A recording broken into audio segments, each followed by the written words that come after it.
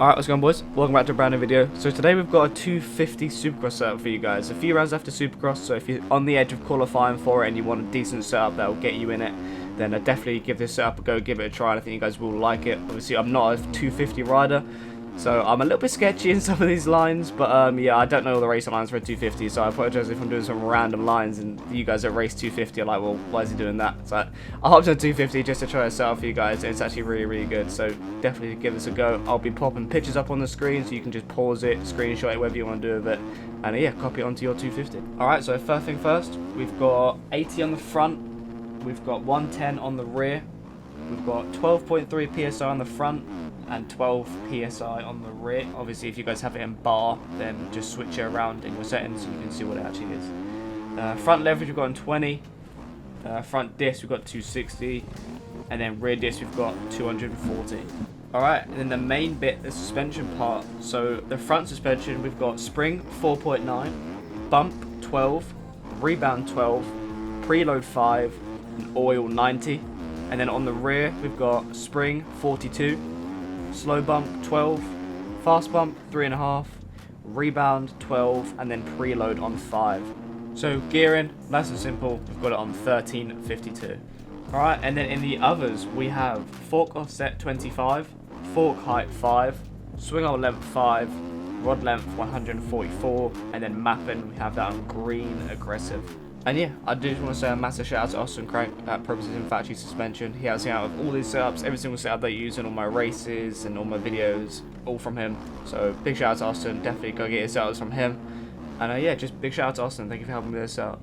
But yeah, obviously I'm not a 250 rider, so I'm sorry if I'm really sketchy and squirrely in some of these clips, but I apologise for that. I don't ride a 250. I think the last time I rode a 250 on Supercross was the last round of 250 Supercross last year. So pretty much almost a year since I've actually ridden a 250 properly on Supercross. So to just get on it and feel really comfortable, really impressed with this setup. I was speaking to Austin about just making it comfortable for all skill levels. You haven't got to be really quick. There are setups out there that you have to be really good on for them to actually work properly, if that makes sense. You've got to hit everything really quick for the suspension to do what you want, and if you hit it really slow, it doesn't work properly. So this one's really good. You can be really consistent on it, but you can be really quick on it.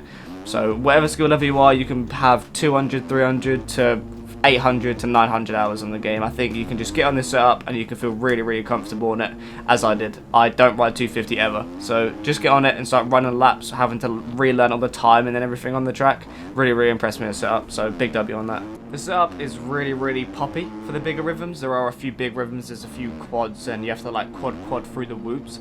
And it's really nice, it's really poppy, but then it's stiff enough that it sort of is really good in corners. It's really stable in corners. I'm not sure if you watch the throttle or anything going around some of these corners, but I'm literally on the throttle pretty much as soon as I'm in the rut. I'm just wide open coming in out the corner.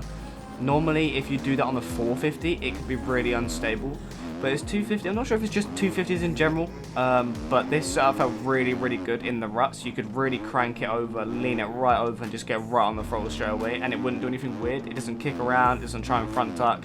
It feels really stable. So I think if you struggle with corners a little bit as well, and you struggle getting that corner speed really good, I think your best bet is try a setup and just try and razz it around some corners. Just try and be really smooth in it, be consistent, and yeah, it's really flowing. Yeah, this setup is completely made for Supercross, but I feel like it's soft enough that you could try it on outdoors, so you could always try it. If you want a 250 outdoor setup, this could do both. I do have a Husky setup that I use every now and then when I'm riding the Husky. That setup can be used on Supercross and on outdoors. I'm not sure if you've seen on Lindsay's videos, but he has a setup that I gave him called Aiden.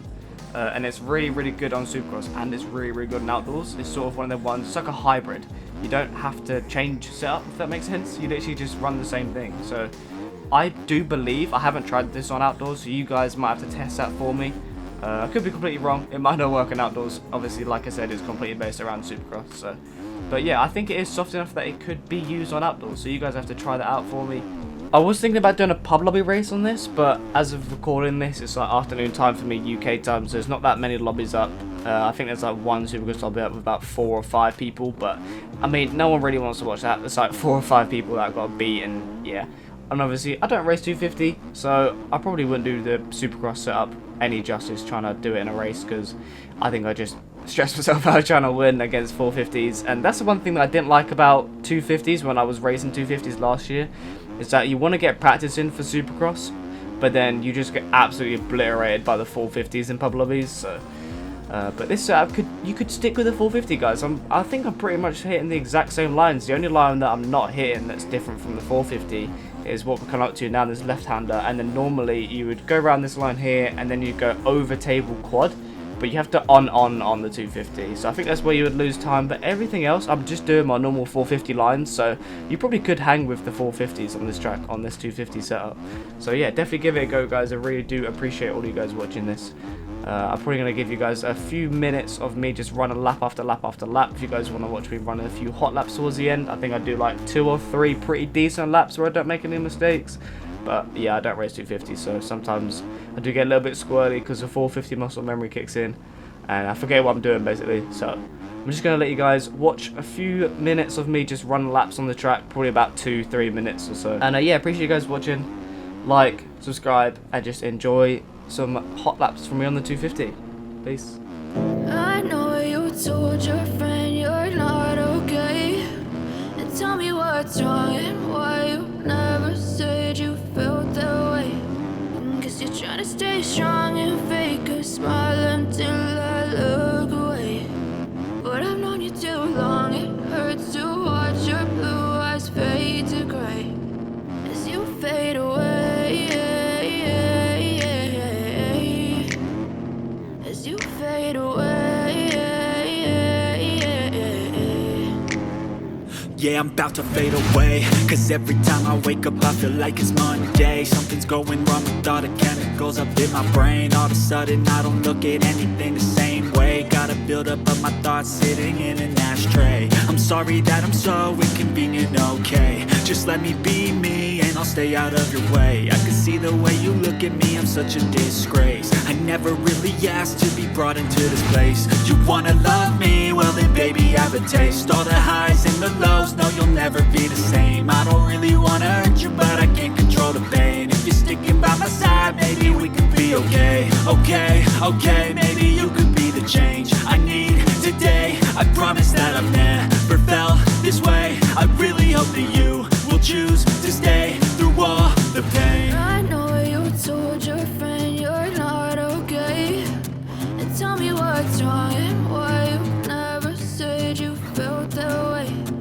Guess you're trying to stay strong and fake a smile